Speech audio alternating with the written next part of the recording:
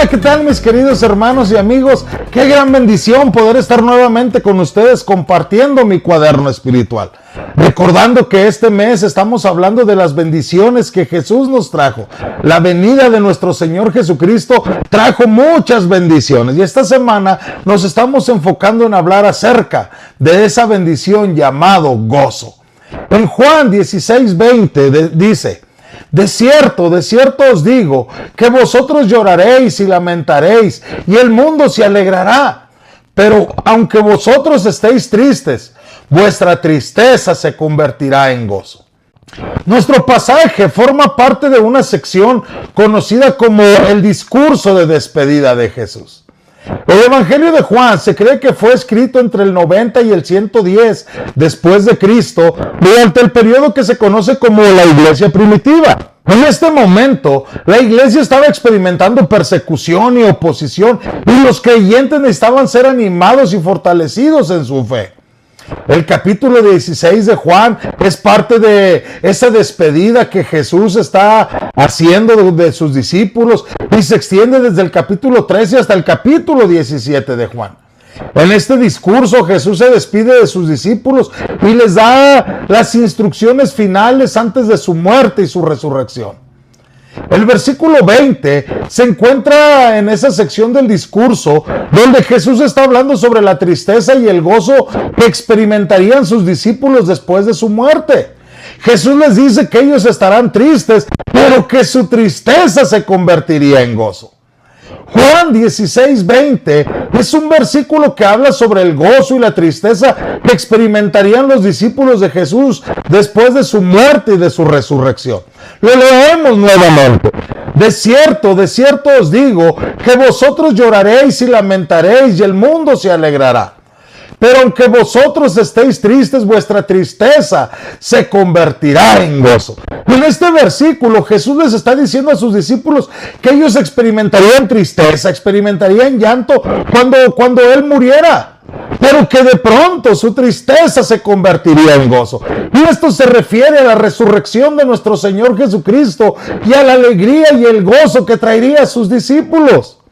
La tristeza y el llanto de que ellos experimentarían después de su muerte, pues sería por la separación que sentirían al perder a su maestro, al perder a su Señor. Y también nos dice que vendría una gran alegría del mundo.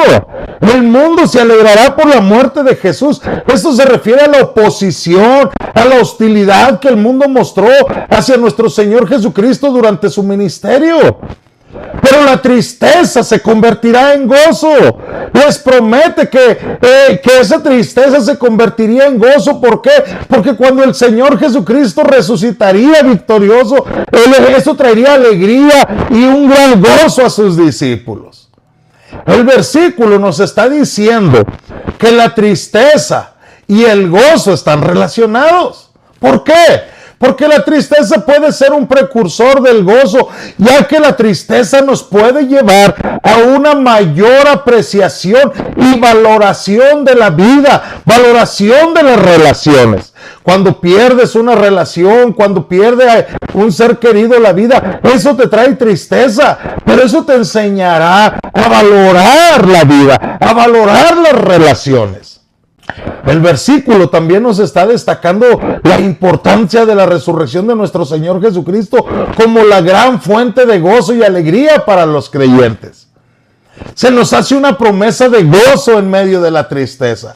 Nos ofrece una promesa de gozo en medio de la tristeza y de la adversidad. Y esto es un consuelo para los creyentes cuando estamos pasando por tiempos difíciles. ¿Por qué? Porque no nos ponemos a pensar cuando estamos en esos momentos difíciles y de angustia. No nos ponemos a pensar que nuestro Señor Jesucristo venció a la muerte, venció la tristeza, venció la adversidad. ¿Qué papel puede jugar la resurrección de Jesús en tu vida? Pues lo es todo. Si crees en Cristo, debes creer que Jesucristo resucitó, que Él está vivo, y puedes compartir ese gozo con los demás. Puedes llegar a ser una fuente de consuelo y de apoyo para las personas. La resurrección de nuestro Señor Jesucristo es una gran fuente de gozo para todos los que creemos en Él. Que el Señor te bendiga.